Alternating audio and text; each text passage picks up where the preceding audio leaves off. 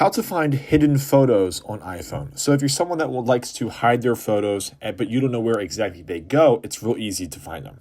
So why don't we hide a photo and then we'll go to where they go, and that way you can unhide those photos and access them and use them like you normally would. So go to your gallery, and I'm just going to choose a photo here. Go ahead and click and hold, and I'm just going to select hide.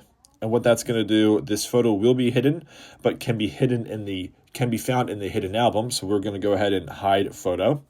So at the very bottom, you see the library and collections. Go to your collections, and you're just going to scroll down until you see all of these other options here. And under utilities, you'll see hidden. So this will be able, from this point, you'll be able to access all those photos that you've hidden over time.